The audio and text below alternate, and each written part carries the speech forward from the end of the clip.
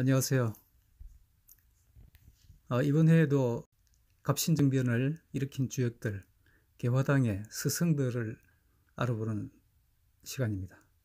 오늘은 유대치를 알아봅니다. 본명은 유홍기입니다. 대치는 그의 호입니다.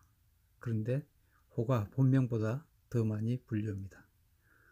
오경석과 동년배입니다. 1831년생. 언변이 좋았고 신체도 장대했다고 합니다. 항상 생기가 넘쳐 흘렀다고 합니다. 성격은 대단히 유연했고 그래서 교제 범위가 넓어서 사람을 가리지 않고 사귀었다고 합니다.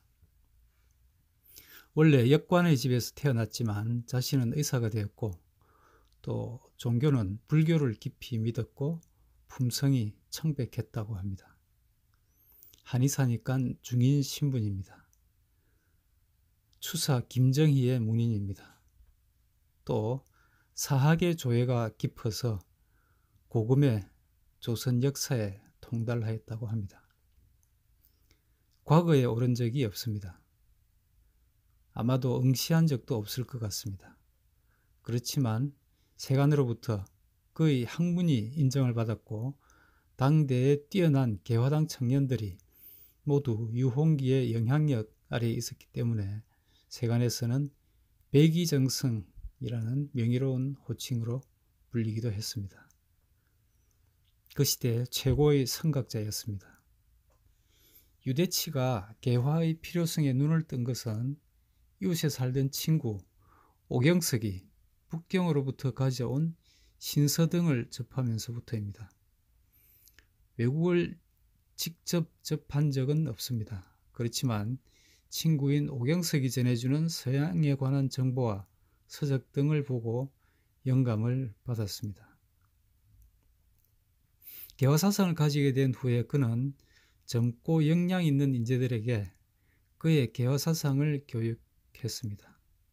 뿐만 아니고 많은 사람들에게 세계 신지식을 전파했고 더 많은 정보를 얻기 위해서 외국에, 일본이죠, 사람을 보내기도 했습니다.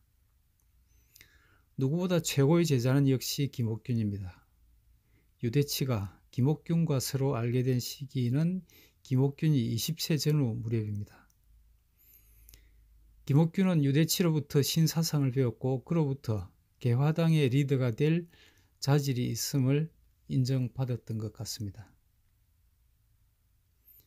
유대치에 직접 지도를 받은 인물은 김옥균 외에도 박영효, 홍영식, 서광범 등이 있습니다. 그뿐만 아니라 양반 신분이 아닌 사람들로서도 많은 제자들이 있고 이들은 개화당이 되었습니다. 그리고 갑신정변에서 역할을 하다가 희생되거나 망명하게 됩니다. 또 이른바 온건개화파라고 불리는 김윤식, 김홍집 등도 그로부터 개화사상을 배웠습니다. 이들 중에서 김윤식이 관직으로 나갔는데 청나라하고 긴밀한 관계를 맺고 청나라의 군대를 불러들이는데 역할을 한 것을 보면 이 양반 신분의 온건개화파가 과연 진정한 개화를 꿈꾸었는가 하는 의문까지 듭니다. 그들과 비교할 때 갑신정변에 참여했다가 희생된 젊은 비귀족 개화당 젊은이들의 의지가 더욱 소중하다는 것을 느끼게 됩니다. 김옥균은 유홍기의 지도와 영향으로 불교를 신앙하게까지 할 정도로 그의 가르침을 따랐습니다. 유대치로부터 가르침을 받은 양반 청년들은 1872년에 김옥균이 과거에 급제한 것을 시작으로 대부분 관직으로 진출을 했고 개화정책을 도입할 수 있었습니다. 한편 이동인과 같이 비공식적으로 일본과 서구의 문물과 정보를 구하기 위해서 활동한 인물도 있습니다. 이동인은 그 유대치의 제자 중의 한 명이기도 하고 성녀였습니다. 이동인은 유대치의 기획에 의해서 일본과의 수교가 이루어진 2년 후인 1878년부터 부산을 통해서 일본과 접촉을 시작했습니다. 그리고 1879년에 처음 일본으로 건너가는데 밀항입니다. 일본의 변화와 서구의 정보를 수집하고 전달하는 역할을 했습니다. 1878년이라고 하면 수교 직후에 1차 수신사가 다녀온 뒤 약 2년이 지난 시기입니다. 정부 차원의 조사 활동이라 할 수 있는 수신사 또는 조사 시찰단은 1차 수신사 방문 후에 4년간 별 다른 움직임이 없다가 1880년에 다시 시작되었습니다. 유대치는 청년들을 양성했을 뿐만 아니라 각계각층의 사람들을 만날 때마다 세계의 신지식, 즉 역사, 지리, 풍속, 외교, 국방, 과학기술, 국제정세 등을 전달하고 개화사상을 주입시키거나 그 필연성을 강조했습니다. 유대치는 오경석, 박규수 등과 함께 그 위대한 일을 시작했는데 박규수가 1877년에 오경석이 1879년에 각각 사망했기 때문에 그 뒤에 혼자서 그 과업을 이어나갔습니다. 그 3인 중에서 가장 오랫동안 개화당 젊은이들에게 가르침과 영향을 주었습니다. 어떤 학자는 이 세 분을 개화의 3비조라고 이름 붙이기도 했습니다. 대치 유홍기는 단 한 차례만 관직을 수행했습니다. 그것도 6개월만 합니다. 그는 과거에 합격하지는 않았는데 1882년 10월 음력입니다. 그때 감생청이라는 정부기구가 신설되어서 거기에 특채 형식으로 등용되었습니다. 거기서 종구품과 정구품의 말단 실무 관료로 복무했는데 비록 그 정도의 말단이지만 그 기관의 책임자가 제조 의윤중인데 의윤중의 자문역을 겸했습니다. 의윤중으로 하여금 일본과 중국을 시찰하게 했고 의윤중은 귀국한 뒤에 유대치와 함께 견문사항을 얘기하고 논의할 정도로 유대치의 권위가 높았습니다. 잠시 감생청이라는 이 기구에 관해서 말씀드리겠습니다. 감생청은 불필요한 기구 축소와 관원 감축을 통한 국가의 재정 절감을 위해서 1882년 10월에 설립한 기관입니다. 2개월이 지난 12월 말, 음력 12월 말입니다. 20개 조목에 이르는 구체적인 감생안이 건의되었습니다. 정부 요직의 연령 제한, 국가기구의 개편안 등이 들어있었고 계속해서 감생안은 여러 차례 건의되었습니다. 그렇지만 채택된 것은 극소수입니다. 감생청은 개화혁신을 하기로 하고 설립되었는데 왕실 척족과 그 당파들이 낡은 인습에 얽매여 가지고 감생을 깊이 또는 방해해서 결국 6개월여가 지난 1883년 바로 그 다음에 5월 1일에 폐지되고 말았습니다.